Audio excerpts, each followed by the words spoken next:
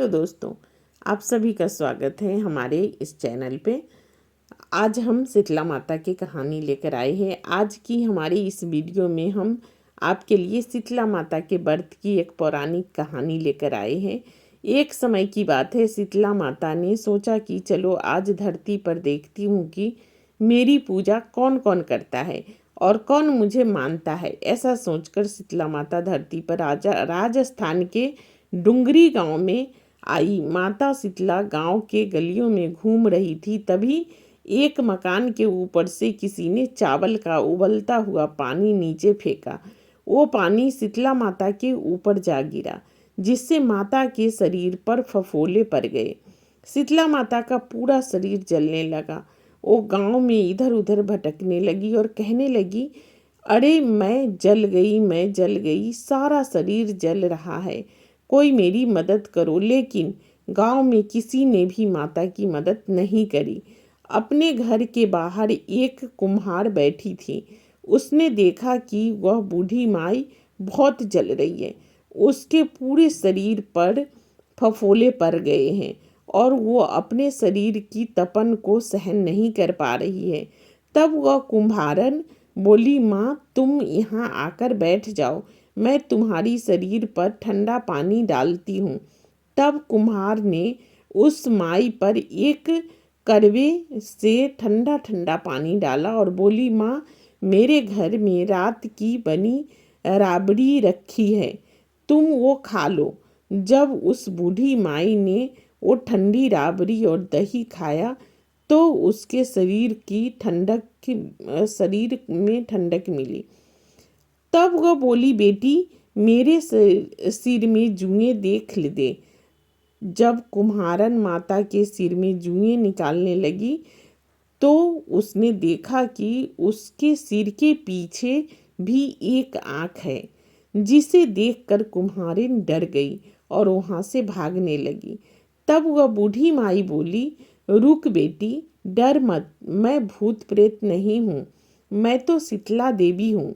तब माता ने अपना असली रूप धारण कर लिया और माता के दर्शन कर कुम्हारन रोने लगी। माता बोली, तू क्यों रो रही है?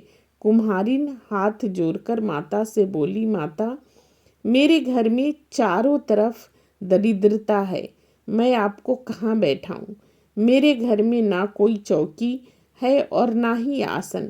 शीतला माता प्रसन्न होकर उस कुम्हारिन के घर के बाहर खड़ी गद्दे पर बैठ गई और एक हाथ में झाड़ू और दूसरे हाथ में डलिया लेकर उन्होंने कुम्हारिन के घर की दरिद्रता को झाड़ कर डलिये में भरकर फेंक दिया और बोली, बेटी मैं तेरी सच्ची भक्ति से प्रसन्न हूँ, अब मुझे जो भी वर चाहिए तुझे मुझसे मांग ले। तब कुम्हारिन हाथ जोड़कर बोली, माता आप इस गांव में स्थिर होकर रहिए। जिस प्रकार मेरे घर की दरिद्रता आपने दूर करी है, वैसे ही जो भी व्यक्ति फागुन मास की अष्टमी पर भक्ति भाव से आपके पूजा करे, आपको ठंडा जल से और ठंडे भोजन का भोग लगाए, उसके घर की दरिद्रता आप स्वयं दूर करे।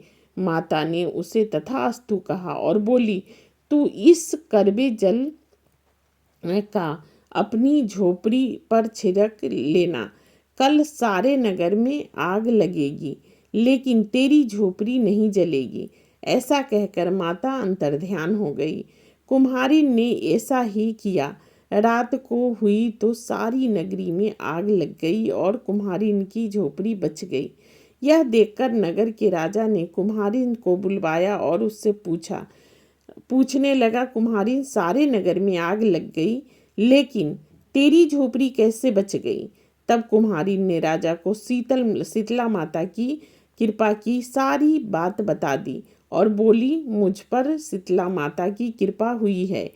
उस दिन से राजा ने पूरे नगर में ऐलान करवा दिया कि अब से शीतला अष्टमी के दिन किसी भी घर में चूल्हा नहीं जलेगा और हर घर में शीतला माता को बासी भोजन का भोग लगेगा।